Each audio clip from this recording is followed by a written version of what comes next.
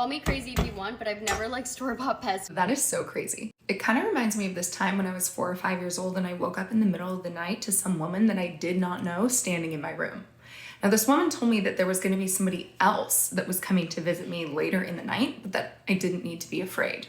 So I roll over and I go back to sleep, and a couple hours later, I wake up again, this time to a different woman whom I do not know, waking me up in my room in the middle of the night.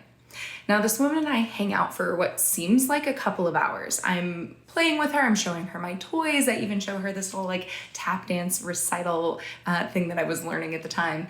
And after what seemed like some time, she told me that she had something that she wanted to show me and that I needed to come with her. So in the middle of the night, me and this mystery woman whom I do not know leave my house and go out through the window. Now, the next morning I wake up, and this memory is extremely vivid and one that stays with me for my entire life. But I never really quite remember where it was that I went, where this woman took me. And I still have no idea who this mystery woman is who showed up first to tell me that this woman was coming. And we'll get back to that in a second. Flash forward to 2021, and I've gotten into a really good habit of a deep meditation practice. And I stumble across Marissa Peer, who's a world famous hypnotherapist. And I find this meditation of hers online that is talking about self-worth. So it's like a deep hypnosis. So I lay down in my bed in Nashville in the middle of the day, I'm home alone, and I decide to do this guided hypnotherapy session. So she guides you down 10, 9, 8, 7, 6, 5, 4, 3, 2, 1 until you are in a really deep state of hypnosis. And then she instructs me to go to my childhood home. Now, I moved around a lot as a kid, and so there was many different homes that could have popped into my mind at this moment, but I find myself standing in front of one in particular. And I walk down the hallway and I open the door to my childhood bedroom, and I see my little childhood self sleeping in my bed. So I wake her up and I hang out with her and I tell her that her life is amazing and that she's doing great and that I know what she's going through is hard right now, but that everything is going to be okay.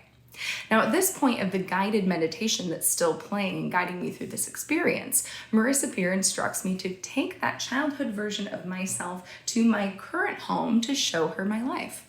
So I do. I bring her to my home in Nashville and I show her that my life is great, that I'm safe, that I'm loved. I even introduce her to my husband, Jake. And at this point, as clear as I am talking to you right now, I hear a woman's voice standing over me say, "Yes, Ray, that's it." Now I freak out. I jump up because I'm still in this really deep meditation, and I look around and there is literally no one there. But as my adrenaline starts to subside and I come back into just like a normal state of being, I now realize what has just happened in this guided meditation. This felt so visceral, so real, and I now have memories from the childhood version of this experience and now the adult version of this experience. But I still have no idea who this mystery woman is. And at this moment, I remember that my grandma had a photo of me from what I believe is that night where I'm passed out in my bedroom in the middle of the floor wearing my tap shoes surrounded by my toys. So a couple of weeks later, I go to my grandma's house and I ask her if she still has this photograph. And she asks me why I want it. Now, at this point, I have no idea how to tell my extremely conservative Christian grandmother that I'm pretty sure that I astral time traveled to my younger self. So I just tell her that it is a memory that means a lot to me and it would mean a lot to me if she still had this photograph. And she tells me, "Whew, well, you really scared me that night." And I'm a little perplexed. I was like, "Well, what do you mean?" She goes, "Well, I was babysitting you. And after I put you to bed several times that night, you got up and came out into the living room to tell me that there was friends that were coming to hang out with you and that you had gone to one of your friends' houses." Now at this point, I'm like absolutely losing it because I'm getting like 3D confirmation from my grandma who has no idea about this experience that perhaps what I thought was just a really deep meditation might actually be real and that I actually have evidence of this. But again, I still have no idea who this first mystery woman was in this experience. So flash forward to 2023, this was just a couple of months ago, and I am now a fully awakened channel, psychic, intuitive. If you guys don't know me, I channel Aurixom, a 7th dimensional light being collective. And I have this memory of this experience pop into my head just kind of out of nowhere. And I'm looking on it with fondness at this just sort of mystical, incredible experience that I had. And I decide, now that I'm an intuitive, that I should tap into this moment. So I close my eyes and I find myself at my childhood bedroom again in this same scene.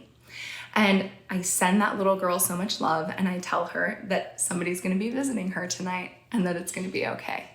And at this moment, I realize what's actually happening.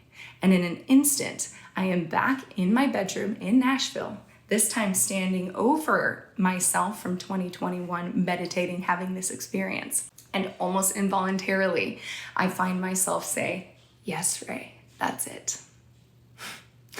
So I was all three women, past, present, and future, all experiencing that particular moment of now.